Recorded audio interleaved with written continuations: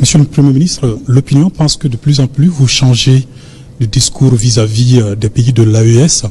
Est-ce que vous maintenez votre discours panafricaniste? Vous savez, il y a quelque chose que nous devons éviter. C'est de mettre les émotions au devant de tout. Les questions qu'on gère sont des questions extrêmement sérieuses. Il ne me sera jamais reproché, on ne sortira jamais une seule déclaration que j'avais faite avant qui diffère des déclarations que j'ai faites aujourd'hui.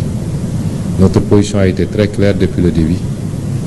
Quand nous avions commencé à prendre position sur ces questions, il n'y avait pas encore l'AES d'ailleurs. Il y avait ce qui se passait dans chacun des pays, aujourd'hui considérés comme étant membres de l'AES. Quand c'est arrivé au Mali, nous avons été en tant qu'opposants les premiers à dénoncer. Et on continue à le dénoncer fermement. L'embargo qui a été fait sur le Mali par des pays frères et malheureusement parmi lesquels notre propre pays. Je l'avais au nom de mon parti dénoncé.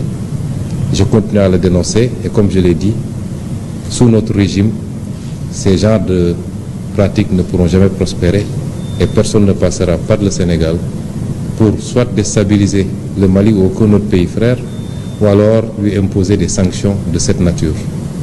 Cela n'a pas changé, ça ne changera pas.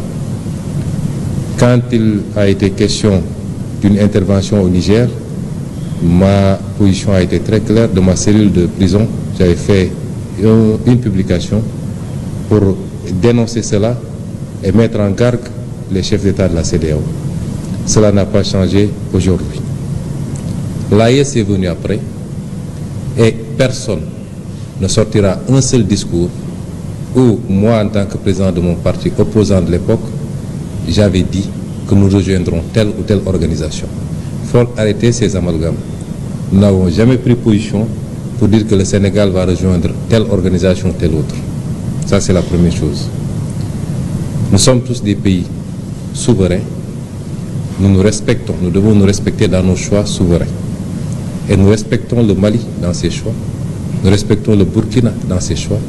Nous respectons tout le monde. Des choix que nous comprenons, puisqu'on a toujours dit, et je l'ai rappelé, bien après avoir été Premier ministre, que beaucoup d'erreurs ont été commises par les chefs d'État de la CEDEAO et que souvent on s'est intéressé beaucoup plus aux symptômes qu'aux causes réelles qui nous ont conduits à cela.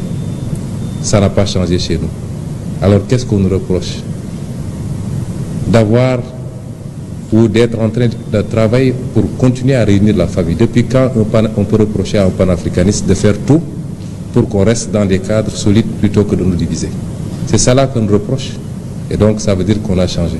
Et je l'ai dit, quel que soit l'aboutissement ou le choix qui a été fait, cela ne changera absolument rien dans nos relations avec chacun des pays et les cadres qui seront mis en place. Au contraire, ça pourrait même les renforcer.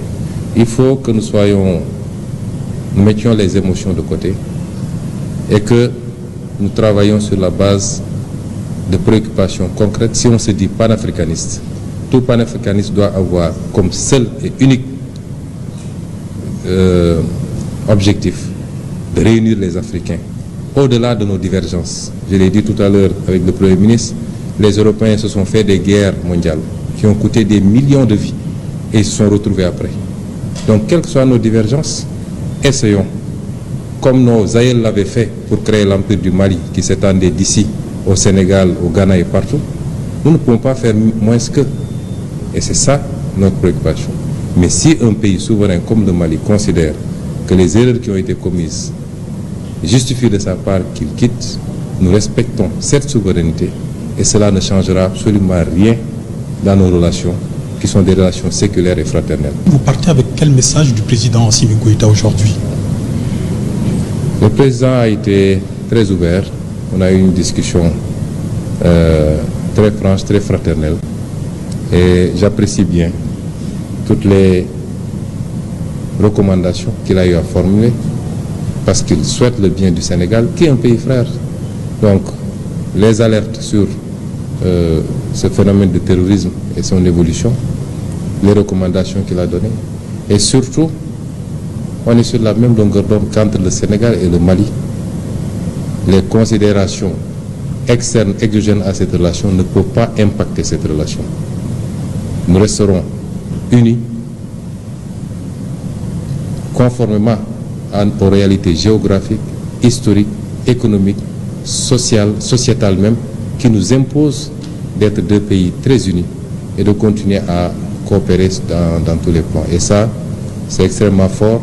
Au moins, je sors d'ici avec la certitude qu'on a exactement la même compréhension de ce que devraient être nos relations. Car je les remercie très fort et je remercie tout le peuple malien.